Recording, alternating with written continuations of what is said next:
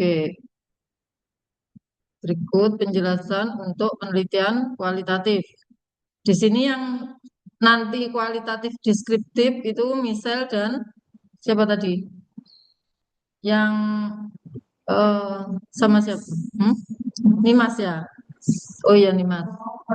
Oleh karena itu Anda perlu juga memahami penelitian kualitatif seperti apa. Nanti mungkin di perjalanan ada yang ingin berubah dari kuantitatif menjadi kualitatif. Oke, jadi eh, terkait penelitian kualitatif ini kita akan menjelaskan tentang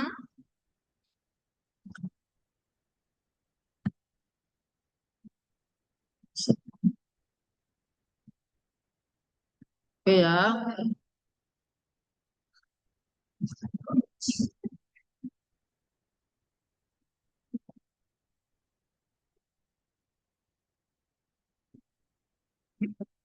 tentang karakteristik penelitian kualitatif, kemudian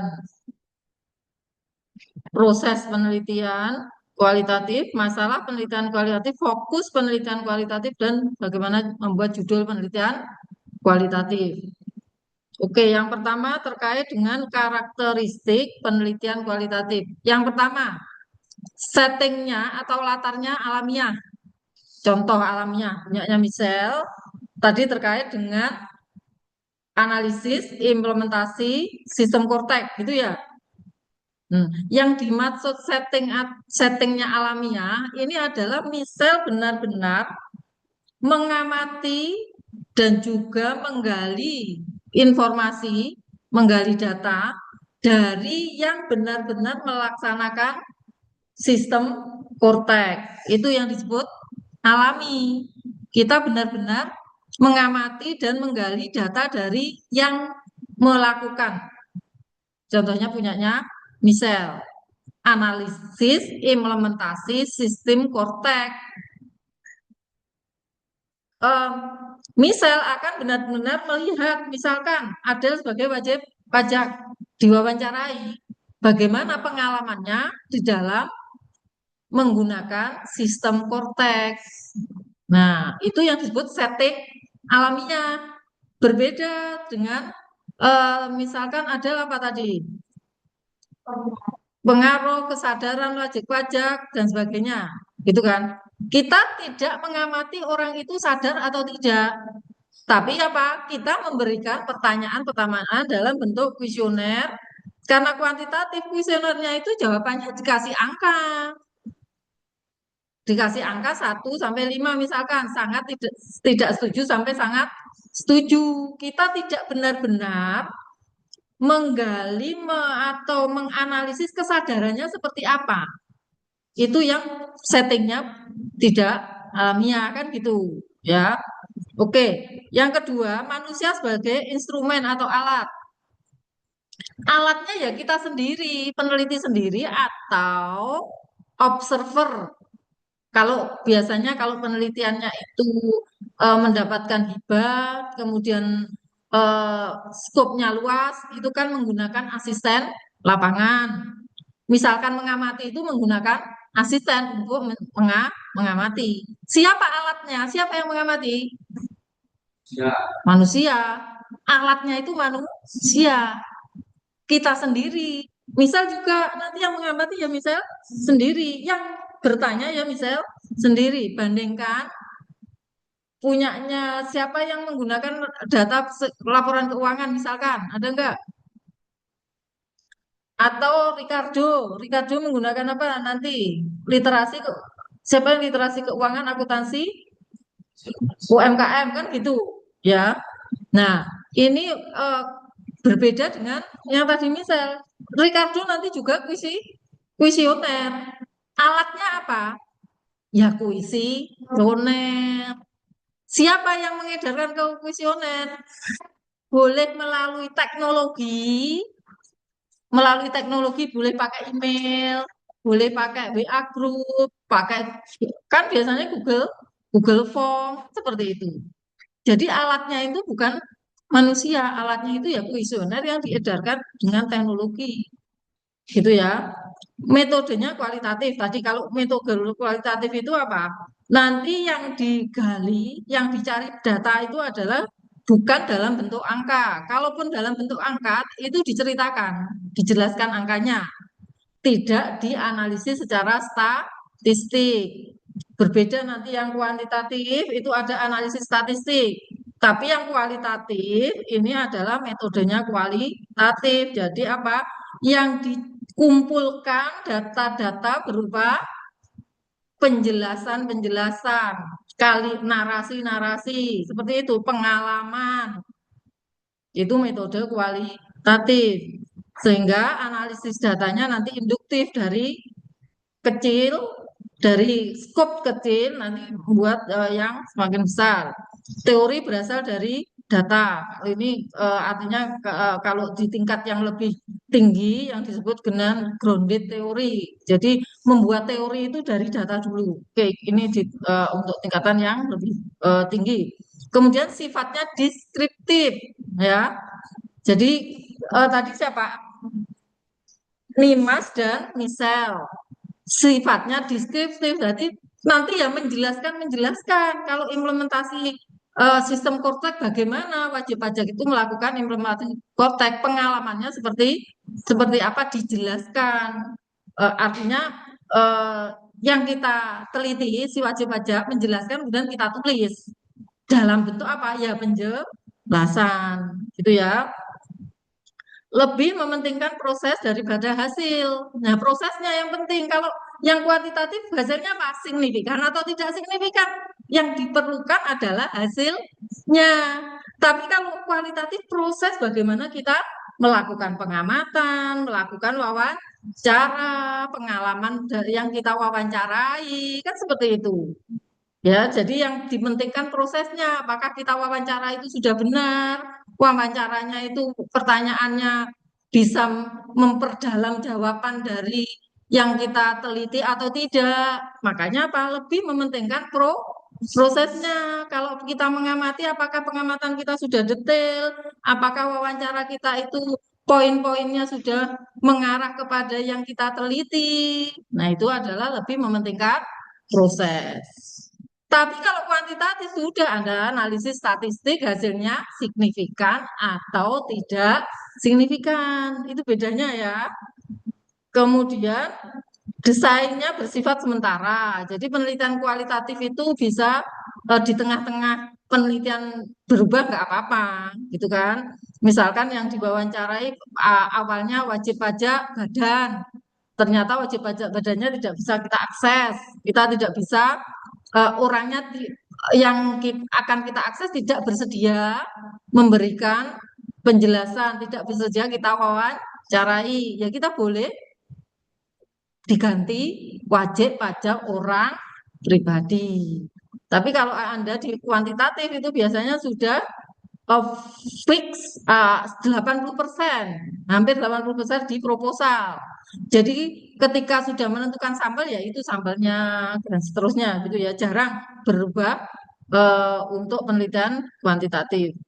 Kemudian hasil penelitiannya dirundingkan dan disepakati bersama. Kalau biasanya setelah kita wawancarai, kemudian kita tulis, kita sampaikan ke yang kita wawancarai, ini hasilnya. Gitu ya, maka Bapak ada eh, revisi atau enggak terhadap penjelasannya, itu diperlukan ya, agar tidak salah apa? Salah persepsi. Kadang kita komunikasi itu kan ada salah persepsi. Maksudnya si yang kita wawancari A, tapi kita tangkap B, kan gitu. Jadi makanya perlu dirundingkan. Itu karakteristik penelitian kualitatif. Jadi yang suka menulis, tidak suka hitung-hitungan statistik, kurang menguasai angka-angka statistik, uji statistik, silahkan apa? Menggunakan penelitian kualitatif gitu ya. Agar nanti Anda tidak kesulitan. Oke, kemudian untuk proses penelitian kualitatif itu ada tahapan orientasi, tahapan reduksi atau fokus penelitian, kemudian ada tahapan seleksi. Terkait dengan masalah kualitatif itu adalah eh, masalahnya itu bisa bersifat tetap gitu ya, bisa berkembang setelah peneliti masuki lapangan atau masalahnya berubah total. Tapi biasanya ada kalau S1 itu masalahnya bersifat tetap gitu ya. Artinya kan eh, tergantung juga kalau peneliti yang sudah senior itu masalah bisa berkembang setelah peneliti memasuki lapangan karena kan sudah mempunyai banyak melakukan penelitian sehingga mengembangkan penelitian itu kan lebih menguasai daripada Anda kan termasuk dalam hal ini kan peneliti muda kan gitu kan peneliti pemula karena Anda baru melakukan penelitian yang sesungguhnya ya sekarang ini. Meskipun dulu kan pernah juga ya SMA mungkin ada yang sudah pernah menulis karya ilmiah, melakukan penelitian. Tapi kan tentu berbeda dengan yang skripsi ini gitu ya. Jadi Anda ini dalam tingkatan peneliti menjadi peneliti apa? Pemula gitu ya. Jadi biasanya bersifat tetap. Biasanya yang bisa mengembangkan penelitian kualitatif ketika sudah di lapangan itu ya peneliti-peneliti yang sudah sering melakukan penelitian gitu ya. Oke, kemudian untuk fokus penelitian kualitatif ini yang pertama menetapkan fokus pada permasalahan yang disarankan informan. Contoh, misal sama siapa? Nimas. Ketika menetapkan fokus boleh kita meminta masukan dari wajib pajak yang apa? Mengimplementasikan Kortek, gitu ya. Jadi fokus penelitian boleh itu dimintakan masukan dari yang kita teliti. Kalau Nimas, gitu ya, terkait kebijakan PPh 21 TER, Nimas boleh minta masukan dari Bu Alfi. Bu Alfi kan kepala Tech Center, ketua Tech Center. Boleh kasih minta masukan dari Bu Alfi. Anda juga boleh nanti menggunakan Bu Alfi sebagai salah satu informan. Informan itu yang kita wawancarai, ya, yang kita boleh. Jadi fokus apa sih nanti kita fokus itu kan judulnya. Judul penelitiannya kan sudah ada, tapi fokusnya nanti yang diteliti apa itu boleh minta masukan dari informan. Silakan siapa misal atau Nimas nanti boleh meminta masukan dari informan. Di sini kalau yang pajak itu kan ada Bu Alfi, ada Bu Mustika, kan seperti itu. Anggap aja nanti sebagai informan. Anda boleh menggunakan beliau itu sebagai informan. Minta masukan aja permasalahannya gitu ya. Atau yang teman-teman relawan pajak kemarin sudah mendampingi. Nah, apa permasalahan-permasalahan di lapangan yang perlu kita gali nanti? Permasalahan yang nanti perlu kita wawancarakan lagi secara mendalam. Misalkan apa permasalahannya? Yang menjadi rawan kacang Dewi toh ada juga. Semua, ya. Apa contoh permasalahannya? Misal jadi rawan pajak? Iya, nah kamu juga. Oke, apa contoh permasalahannya ketika kan penelitiannya tadi implementasi sistem Protek, Pak. Oke, salah satu permasalahannya apa yang dijumpai di lapangan ketika pendampingan? Ya? Oh, kalau error kita kan nggak bisa karena itu error itu dari sistem pusatnya, dari si wajib pajak dulu permasalahannya.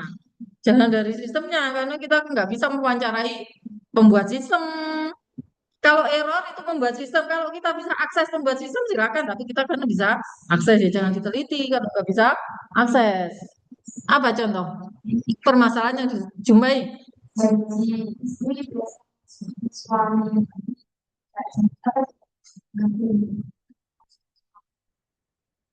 Oh, oke. Oke, kalau itu aja, oke. Permasalahannya adalah gaji istri sekarang harus gabung. Itu, ya. Oke. Gaji istri sekarang harus gabung. Padahal sebelumnya kan boleh sendiri sendiri. Itulah yang bisa diwawancarakan.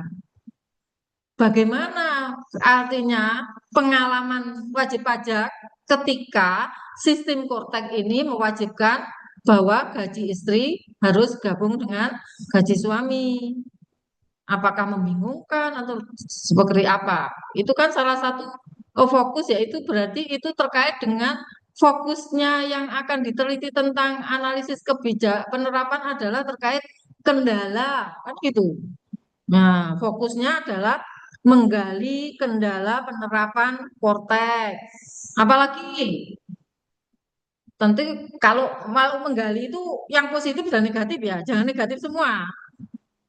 Ya, positif dan negatif harus digali ya, misal positif dan nah fokusnya tadi satu terkait dengan bagaimana kita fokusnya adalah menggali kendala dari wajib pajak dalam menerapkan sistem Cortex. Jadi itu contohnya ya, contohnya ketika kita fokus penelitiannya adalah minta saran dari informan atau di sini relawan pajak. Itu contohnya ya, misalnya dan lainnya dan Mas juga yang melakukan deskriptif kualitatif. Fokus bisa dimintakan saran dari informan atau orang lain. Menetapkan fokus berdasarkan domain. Nah, ini berdasarkan tema-tema tertentu gitu ya. Atau menetapkan fokus yang memiliki nilai temuan untuk pengembangan iptek. Ya tadi misalkan error, tapi kita kan nggak bisa. Itu contoh untuk pengembangan iptek. Pengembangan iptek apa yang dimaksud? Pengembangan sistem Cortex agar nanti tidak sering error. Bagaimana agar sistem aplikasinya, sistem informasinya itu lebih bagus. Kan, tapi kita kan nggak bisa. Kita ini lewati. Menetapkan fokus berdasarkan permasalahan yang terkait dengan teori-teori yang ada. Nah, kalau dengan teori-teori yang ada, baca terkait dengan kebijakan sistem baru ya terhadap penerapan sebuah sistem sistem baru. Apa saja ininya aspek-aspek yang harus diperhatikan. Kalau itu ada teori yang disebut eh, utaut, utaut ya. Jadi sebentar, kebetulan Guntur kemarin eh, memberikan pendampingan anaknya Bu Nur yang ikut Olimpiade ekonomi terkait dengan penerapan sistem baru. Jadi ada teori utaut baca. Boleh Anda mengfokusnya itu sesuai dengan itu tadi teori-teori yang baru. Coba benar ini kan. Coba dicari aja yang utaut adalah gitu loh. Apa?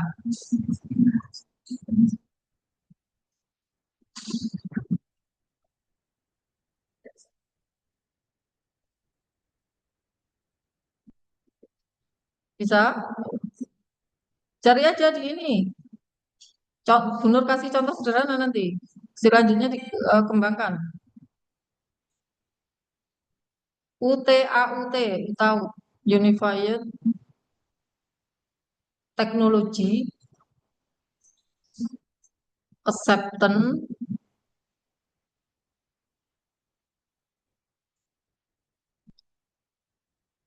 apa? Misal sudah nemu?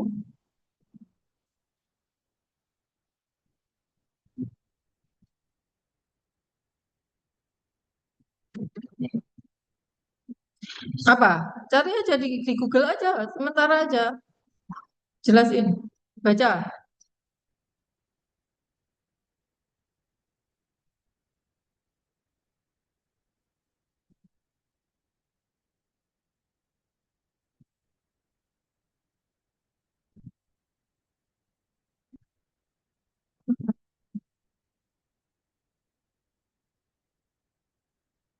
Contoh, ya sudah dapat.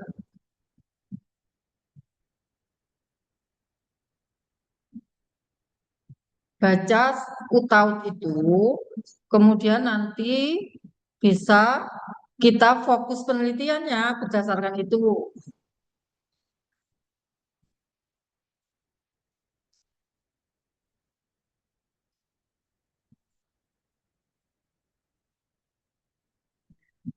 Masa belum? Sembarang aja, contoh. Hanya benar kasih contoh satu poin, nanti kembangkan sendiri.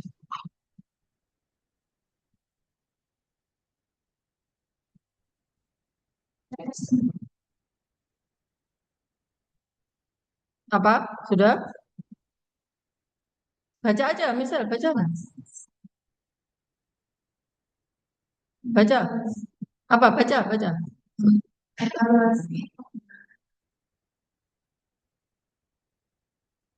Lo enggak utaut, yang dimaksud utaut, bukan itu.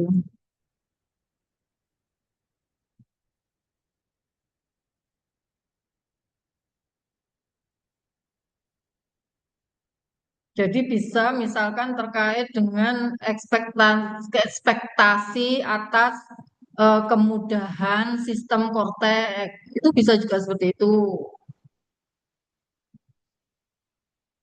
Tingkat kepercayaan para wajib pajak bahwa eh, sistem Kortek itu lebih memudahkan. Jadi itu yang disebut yang kita ambil dari teori, ya. Misal di teori UTAUT itu ada yang disebut dengan ekspektasi kinerja dari sebuah sistem. Berarti kita menggalinya adalah apa ekspektasi wajib pajak terhadap penggunaan sistem Kortek, memudahkan, memperlancar, tidak membingungkan, cepat, dan sebagainya. Itu apa contoh bahwa menetapkan fokus dari teori yang ada. Salah satu teori terkait penggunaan sistem atau teknologi informasi baru itu adalah teori Taut. Sudah nemu belum? Coba Utaut adalah di Google aja.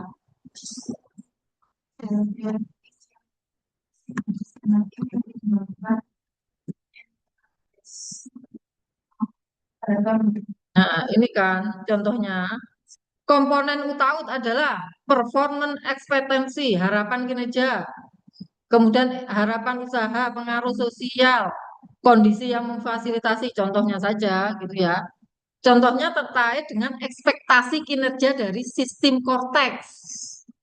Ya, jadi ini contoh apa? Fokus penelitian yang diambil dari teori. Contohnya apa? Teori Taut, yaitu Unified Theory of Acceptance and Use of Technology. Cortex itu salah satu teknologi. Ya, kita mau meneliti terkait dengan implementasi sistem Cortex. Apa yang akan kita teliti terkait dengan implementasi sistem Cortex ini?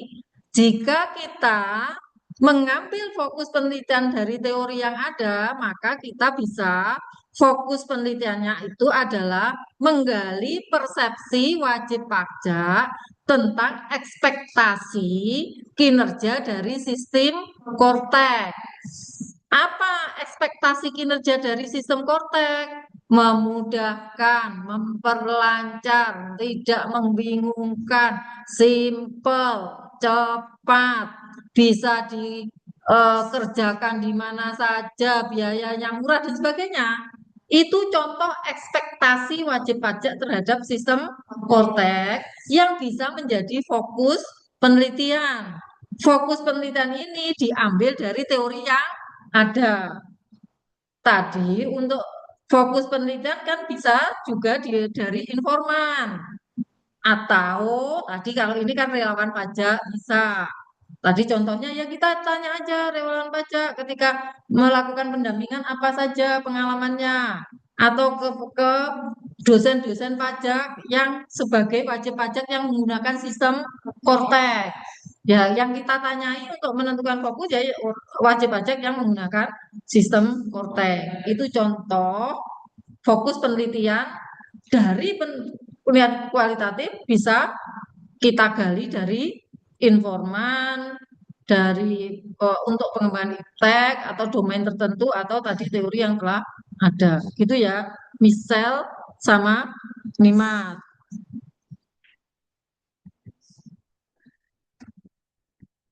Nah, ini contoh fokus penelitian. Ini penelitian Bunur. Fokus penelitian ini terkait dengan penggalian mengenai struktur governance dan mekanisme hubungan dari university governance. yang dipraktekkan dalam situs penelitian serta prinsip-prinsip yang diikuti. Struktur governance yang dimaksud, nah, kan itu fokus toh. Di sini kita menjelaskan yang diteliti adalah menggali mengenai struktur governance. Apa yang di fokus struktur governance itu seperti apa? Struktur governance yang dimaksud adalah sebuah bagan yang menunjukkan posisi dari masing-masing pimpinan dalam mengelola universitas. Kemudian ini juga meneliti tentang mekanisme. Apa yang dimaksud mekanisme governance?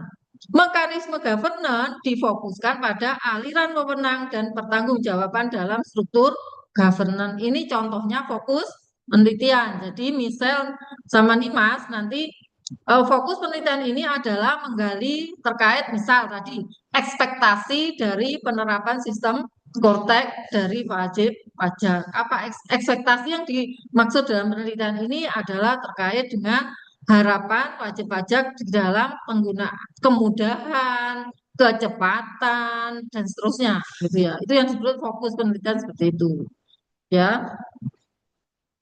Mau tanya, Iya, fokusnya harus positif sama negatif atau salah satu aja? fokus ekspektasi itu ya boleh eh, kan ekspektasi kemudahan, kecepatan ya boleh negatif misalkan kan. Tapi kalau fokusnya pada ekspektasi ya positif. Kalau fokusnya pada kendala yang dihadapi itu negatif kan gitu. Apakah fokus juga boleh ekspektasi, kendala yang dihadapi juga boleh kan? Kalau ekspektasi itu kan positif. Tapi kalau kita mau memasukkan kendala berarti negatif, berarti fokusnya selain ekspektasi juga kendala. Itu. Oke, sekarang contoh penelitian ini sudah ya, bentuk rumusan masalah. Kalau kuantitatif, kata tanyanya apa kemarin? Contoh punya Ilma apa? Pertanyaan definisi atau rumusan masalahnya kemarin. Ricardo, rumusan masalahnya belum. Kalau rumusan masalah terkait penelitian kuantitatif yang bertujuan menguji pengaruh antara variabel dependen dan independen dan independen, maka kata tanyanya Pak, apakah ada pengaruh? Ketika pertanyaannya apakah ada pengaruh, jawabannya ada pengaruh atau tidak ada pengaruh. Itu saja jawabannya. Ya, ada pengaruh atau tidak ada pengaruh yang itu ditunjukkan dari hasil analisis statistik. Apakah hasilnya signifikan atau tidak signifikan. Tetapi kalau penelitian kualitatif itu rumusan masalahnya itu di dalam bentuk pertanyaan yang memerlukan jawaban panjang lebar, memerlukan jawaban berupa penjelasan, tidak hanya ya atau tidak. Contoh, pertanyaan penelitiannya, apa makna governance bagi sektor publik?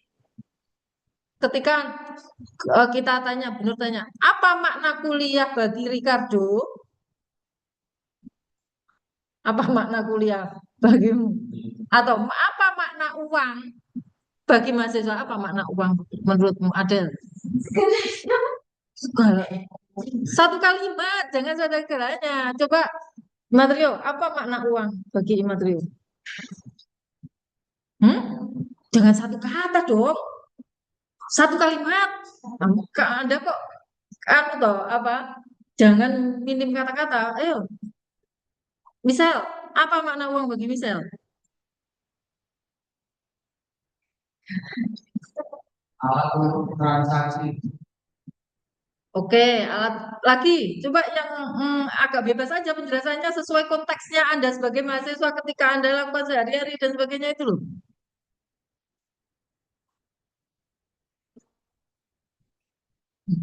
Coba kurang ini, Alexandrina.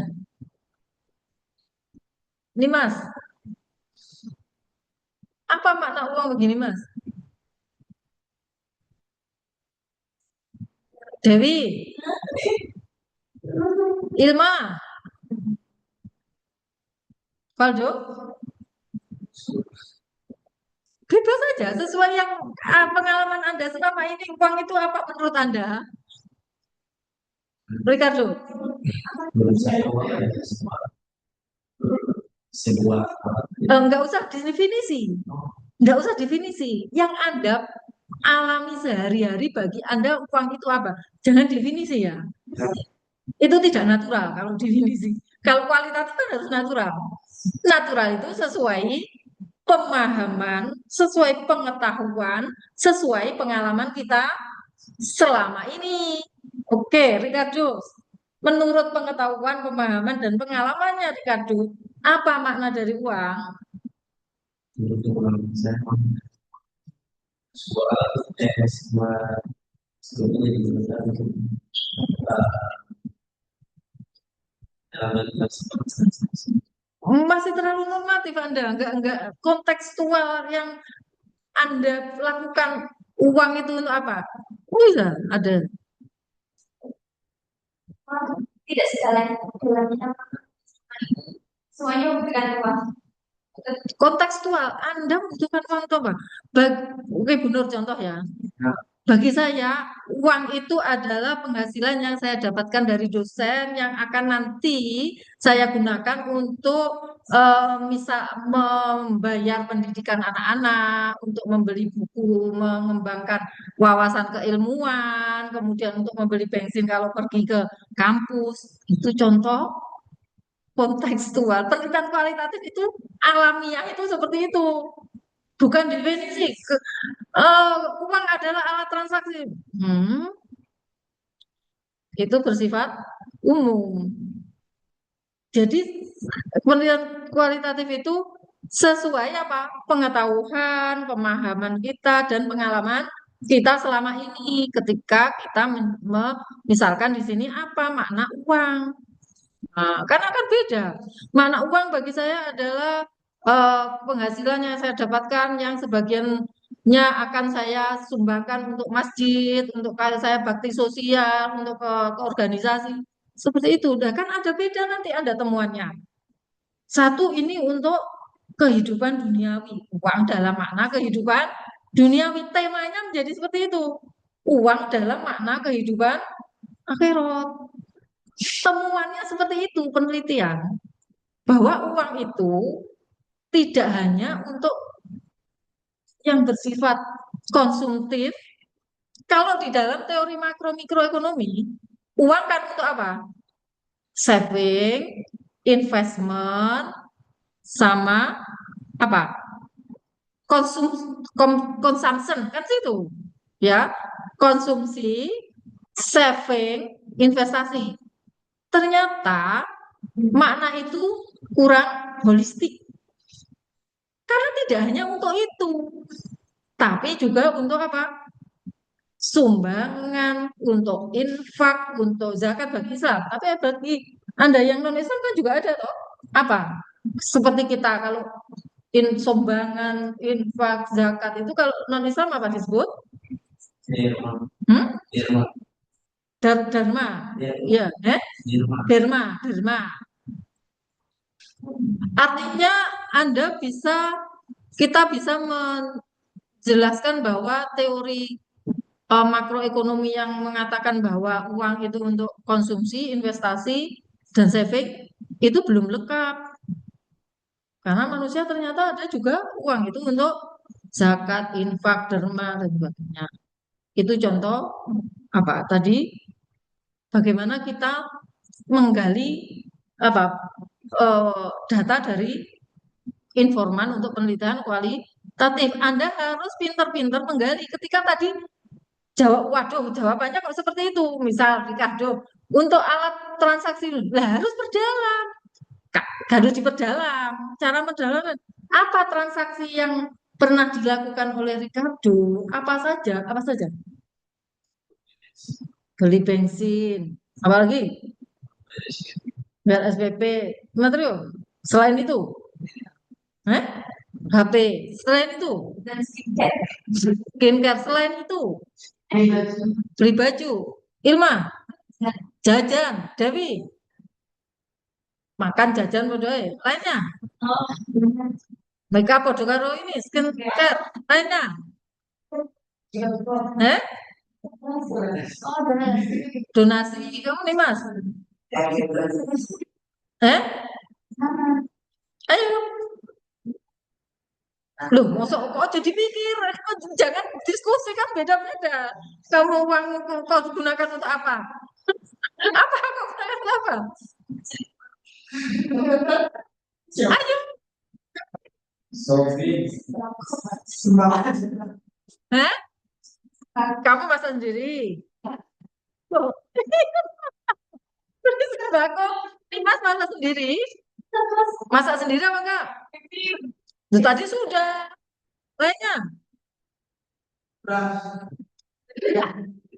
ayo, ayo. Hmm? Ayo, masa hanya kuota internet. Barcode sudah? Tadi sudah?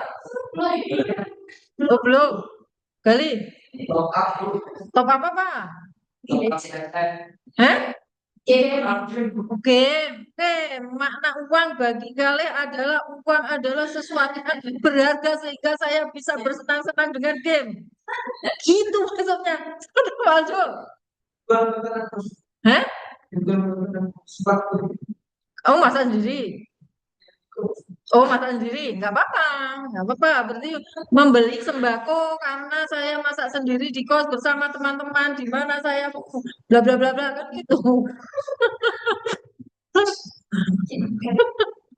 Itu contoh penelitian kualitatif. Pertanyaan penelitiannya apa makna uang? Jawabannya bermacam-macam.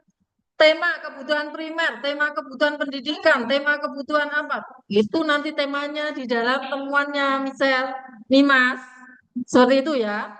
Atau pertanyaannya bagaimana persepsi emiten terhadap saham? Misalkan tadi kalau Nimas atau misal bagaimana persepsi wajib pajak terhadap penerapan sistem Kortek dalam meningkatkan kepatuhan. Kalau Nimas tadi kan bagaimana persepsi wajib pajak terhadap kebijakan PPh 21 gitu ya. Oke, itu contoh rumusan masalah. Lanjut, apalagi rumusan masalah. Nah, judul. Oke, kalau judul sudah ya, tadi sudah konsultasi. Oke, kalau judul sudah, tadi sudah konsultasi. Oke, kita lanjut ke yang pengisian ini. Nah, siapa yang sudah selesai?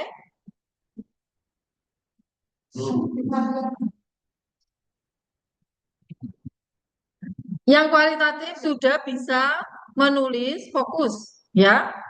Misal Nimas sudah bisa menulis di kolom kedua fokus penelitian. Ya, sudah dicontohkan kan tadi? Fokus bisa diambil dari informan, fokus bisa diambil dari teori yang ada, fokus bisa digunakan eh, ditujukan untuk pengembangan iptek. Anda pilih yang mana? Kan gitu. Efek itu terkait persepsi wajib pajak juga atau gimana? Iya, Hah? Ah, oh, efektivitas dan kelancaran ya nggak apa-apa. Efektivitas itu apa? Karena nanti pertanyaan-pertanyaanmu terkait dengan efektivitas. Berarti misal mendalami efektivitas itu apa yang dimaksud efektivitas. Jadi nanti fokusnya di situ. Efektivitas itu adalah titik-titik. Cari dulu makna efektivitas. Sehingga fokusnya nanti kan bukan fokus penelitian ini adalah efektivitas dan kelancaran sistem penggunaan sistem Cortex. Yang dimaksud efektivitas adalah dan kelancaran adalah kan itu. Ya, jadi eh, itu dicari dulu penjelasannya. Oke, yang variabel penelitian memang benar di sini belum menjelaskan variabel penelitian.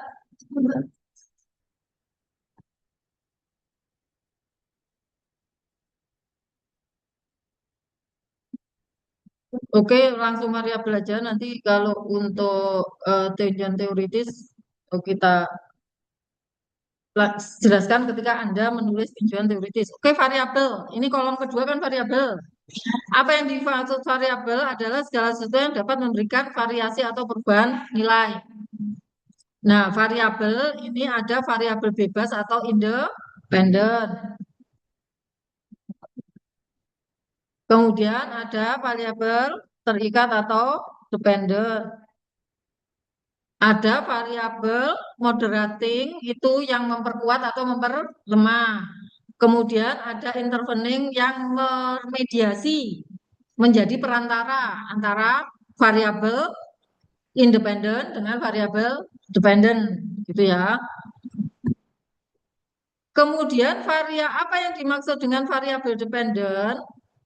Itu adalah variabel yang nilainya dipengaruhi atau tergantung dari nilai variabel yang lain. Ini seringkali dinotasikan dengan Y. Oke, ini seringkali dinotasikan dengan Y. Kemudian variabel bebas itu adalah variabel yang nilainya dapat mempengaruhi variabel lain dan nilainya bebas. Ya, ini biasanya dinotasikan dengan E. Oke, ini contoh sederhananya. Y sama dengan A plus BX. Y adalah variabel dependen. Nilainya tergantung atau dipengaruhi oleh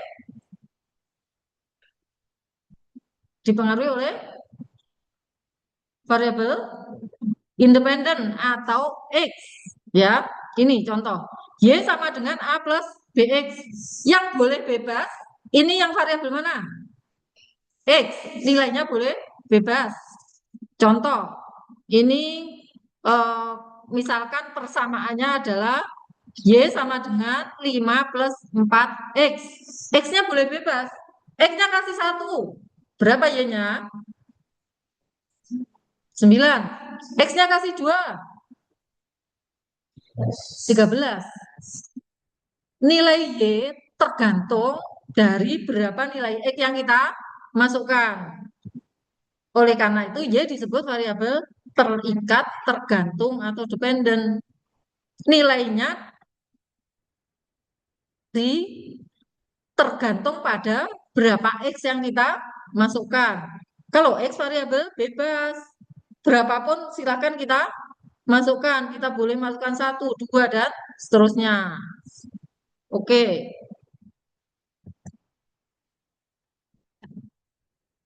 ini contohnya. Atau dari masing-masing artikel. Anda yang kuantitatif, lihat artikelnya. Contohnya ini adalah motivasi kerja mempengaruhi kinerja karyawan. Oke, mulai dari Ricardo, apa variabel independenmu dan dependennya? Hmm. Atau siapa yang sudah siap? Mana variabel itu dulu identifikasi di artikel Anda yang kuantitatif, variabel independennya apa? Variabel dependennya apa? Sudah nemu? Oke. Oke. Literasi akuntansi gitu aja ya. Saya ganti kalau gitu. Literasi akuntansi. Salah satu variabel independen. Variabel independen boleh lebih dari satu. Ketika skripsi Anda tidak dianjurkan untuk hanya menggunakan satu variabel independen, paling tidak tiga.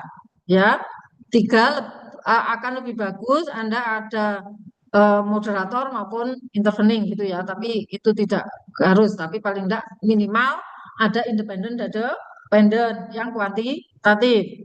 Oke, literasi akuntansi itu X-nya berapa? Ada berapa? Literatis akuntansi itu apa lagi? Hanya satu? Oke, satu dulu. Y-nya apa? Oke, kemampuan penyusunan. Kalau tadi kalau enggak salah transparansi dan akuntabilitas. Oh iya. Iya, transparansi. Transparansi laporan keuangan. Transparansi laporan keuangan. Kalau ditambah akuntabilitas, berarti Y-nya ada dua, Ricardo. Ya, Anda nanti pilih aja, Ricardo. Y-nya satu saja atau dua. Kan tadi satunya transparansi laporan keuangan, satunya akuntabilitas laporan keuangan. Kalau ini berarti Y-nya ada dua, nanti persamaannya ada dua, gitu ya. Nah, literasi akuntansi nanti cari lagi eh, variabel selain literasi akuntansi. X-nya paling tidak ada tiga ya. Oke, jadi Ricardo boleh hanya satu Y. Jadi literasi akuntansi dan titik-titik mempengaruhi transparansi laporan keuangan. Itu aja. Atau literasi akuntansi dan apa variabel lainnya mempengaruhi akuntabilitas laporan keuangan. Boleh satu saja yang dipakai untuk Y-nya, boleh lebih dari satu. Tapi terkait variabel X-nya ditambahi ya. Nanti cari referensi lainnya yang meneliti terkait literasi akuntansi dan juga transparansi maupun akuntabilitas. Variabelnya apa yang belum digunakan, digabungkan di sini. Ya kan ada beberapa artikel, variabelnya kan beda-beda. Ya, oke, itu minggu depan Anda sudah bisa menunjukkan variabel X-nya ada berapa, apa saja, variabel Y-nya apa. Oke, itu contoh variabel independen dan variabel dependen. Ada yang pakai moderator, moderating atau intervening? Siapa tadi? Siapa? Variabel kontrol aja. Jadi boleh variabel kontrol tapi nggak masuk di persamaan. Ada tadi yang pakai variabel moderator? Ada kayaknya? Siapa? Judulnya ada titik-titik sebagai variabel moderator. Siapa tadi?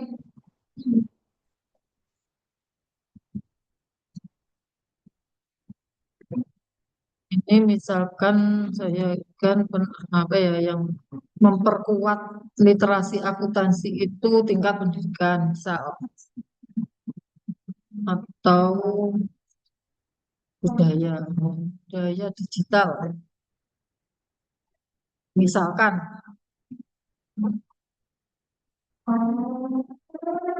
Enggak ada. Tadi kok saya membaca.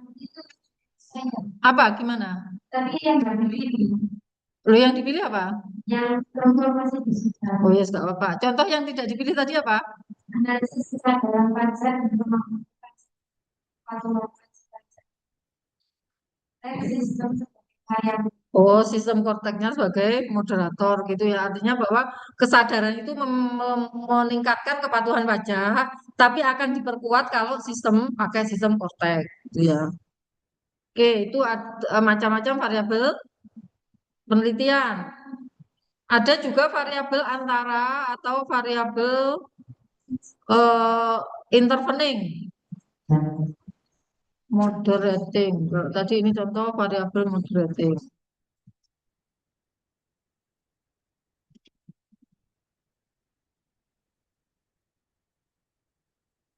Contoh kalau ini, oke, variabel antara atau intervening.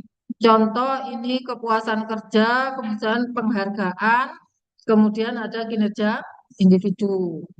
Ada yang pakai variabel antara? Coba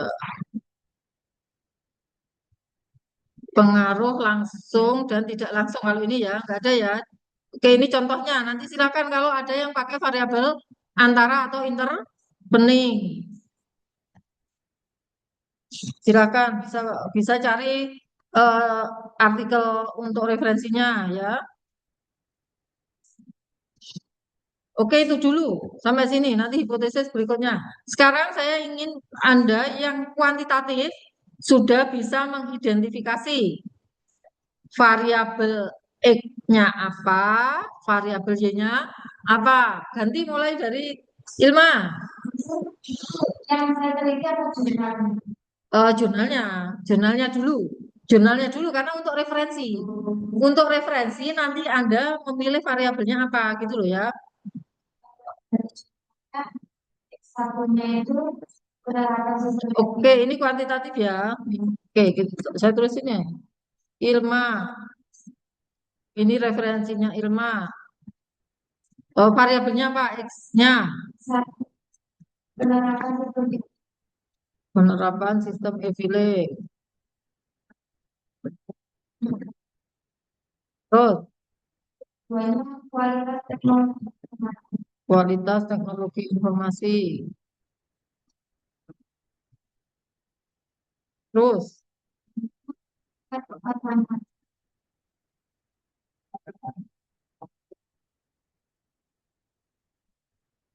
kan pajak. Nah, judulnya nih Mas apa tadi? Ilma, Ilma. Ah, Ilma. Iya, yang dipilih tadi.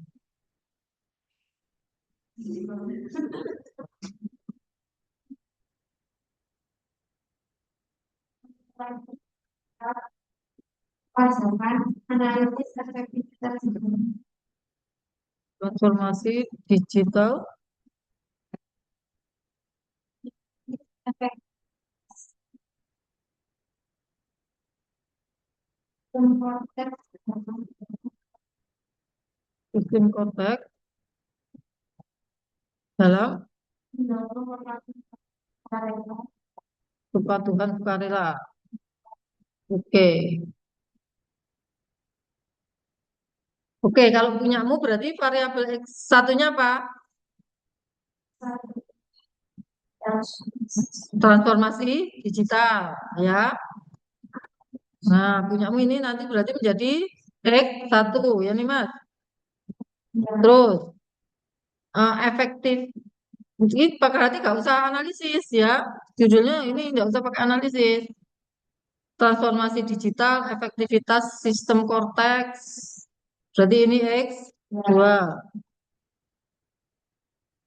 Nah, dalam mendorong kepatuhan sukarela ini menjadi Y, ya.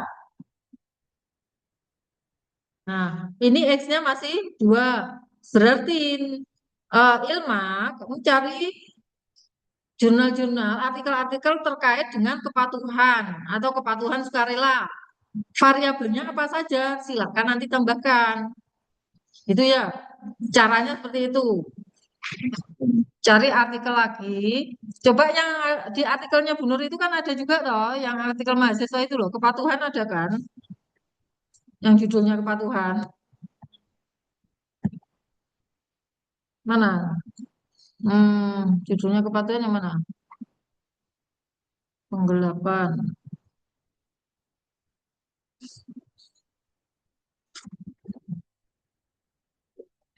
Ada nggak?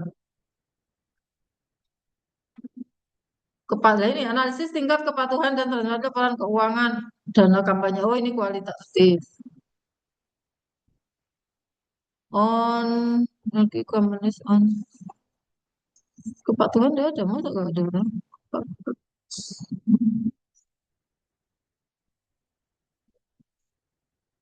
Ada pengaruh analisis impacts awareness to reporting kepatuhan pelaporan FTPT. Nah ini yang punyanya Dinda, SPT ini loh. Apa ini dilihat variabelnya apa saja? Caranya seperti itu ya. Nanti saya contohkan satu aja. Apa tadi Dinda ya. Yang Dinda judulnya oh ini nih.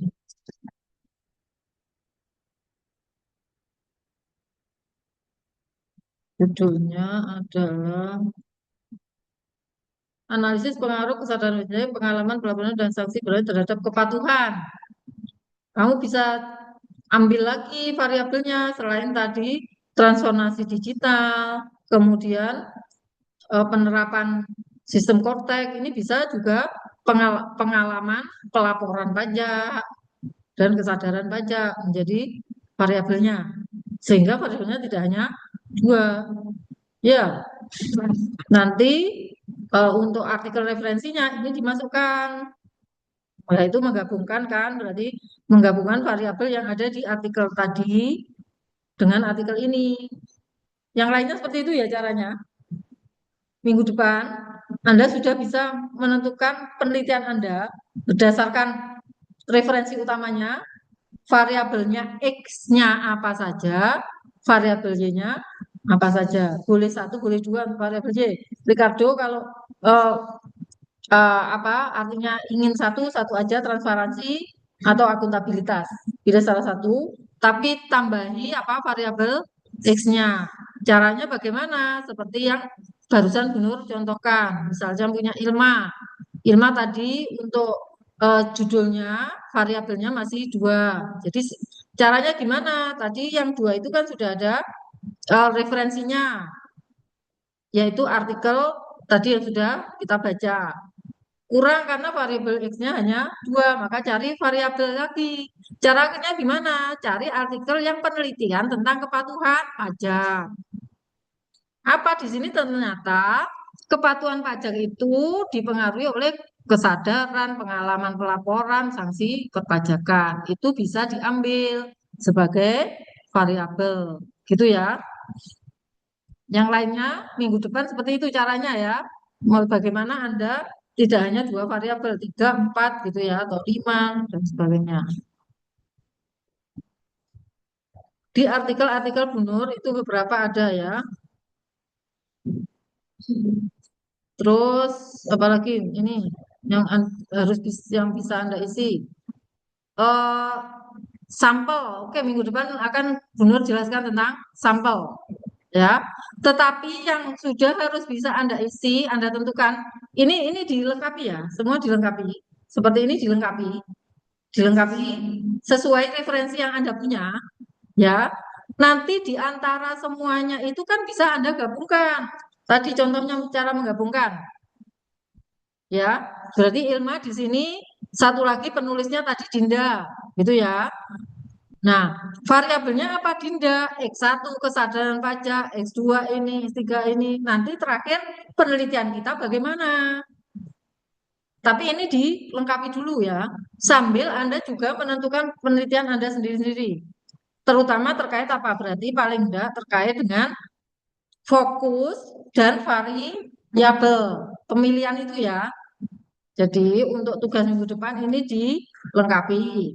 Yang kedua, Anda di penelitian Anda sendiri sudah harus bisa menentukan variabelnya apa saja, kalau kualitatif fokusnya apa. Ya, ini berarti yang kuantitatif sudah harus bisa menentukan apa? Kuantitatif. Variabel X1, X2, dan seterusnya.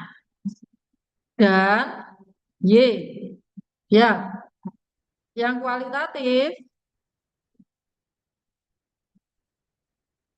fokus penelitian. Ya, misalkan fokusnya adalah terkait tadi ekspektasi yang dimaksud ekspektasi, terkait kendala yang dimaksud kendala, gitu ya.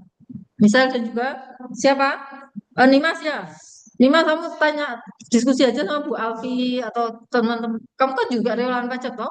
Nah, fokus. Minggu depan Bu Nur jelaskan tentang nanti tinjauan literatur, hipotesis, gitu ya. Kemudian sampel informan. Jadi seperti itu terus sampai nanti Anda bisa menulis gitu ya. Ini diinikan dulu minggu depan, dilengkapi.